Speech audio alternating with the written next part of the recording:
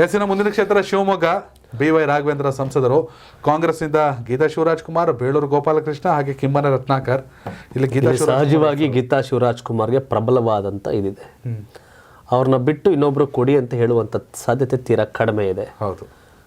ಗೀತಾ ಶಿವರಾಜ್ ಕುಮಾರ್ ಅವ್ರು ಬಿಟ್ಟು ಬೇರೆಯವ್ರು ಕೊಟ್ರೆ ಮಧು ನಂದಲ್ಲ, ನೀವೇ ತಾನೆ ನಿಮ್ ಜವಾಬ್ದಾರಿ.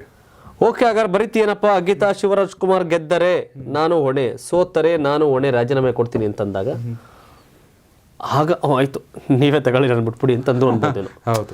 ಯಾಕೆ ಅಂದ್ರೆ ಕಾಂಗ್ರೆಸ್ ಆ ಸಂದಿಗ್ಧತೆ ಇದೆ. ಹೌದು.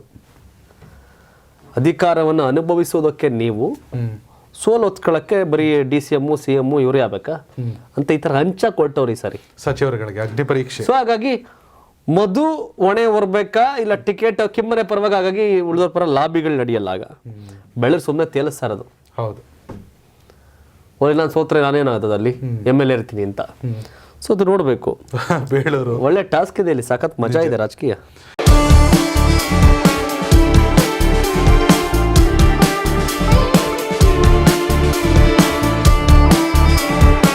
ಇಷ್ಟ ಇಲ್ಲ ಅಂದ್ರು ಅಮೃತ ಕೊಟ್ಟು ಕುಡಿದ್ರು ಅದು ಏನೇ ಕೂಡ ವರ್ಕೌಟ್ ಆಗೋದಿಲ್ಲ. ಆದ್ರೆ ಇಷ್ಟಪಟ್ಟು ಮರ್ಜಿಗೆ ಕುಡಿದ್ರು ಕೂಡ ಅದು ಅಮೃತ ಆಗುತ್ತೆ.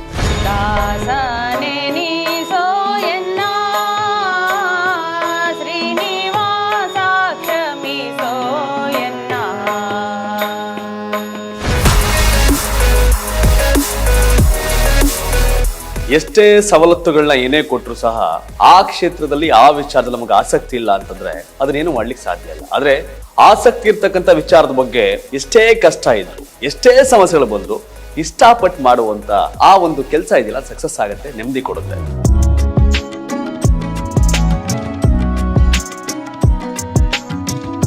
ನಮ್ಮ ಮಾನಸಿಕ ನೆಮ್ಮದಿ, ನಮ್ಮ ಪ್ರೀತಿ, ನಮ್ಮ ಇಷ್ಟ ಇವೆಲ್ಲವನ್ನೂ ನೋಡಿಕೊಂಡು ಆ ಕ್ಷೇತ್ರವನ್ನು ಆಯ್ಕೆ ಮಾಡಿಕೊಂಡ್ರೆ ಆ ಕ್ಷೇತ್ರದಲ್ಲಿ ಸಾಧನೆ ಮಾಡಬಹುದು. ಈ ಒಂದು ಲೆಕ್ಕಾಚಾರಕ್ಕೆ ತಕ್ಕಂತೆ ಈಗ ನನ್ನ ಜೊತೆ ಒಬ್ಬ ವ್ಯಕ್ತಿ ಇದ್ದಾರೆ, ವಿಘ್ನೇಶ್ ಕಾಮತ್ ಅವರು.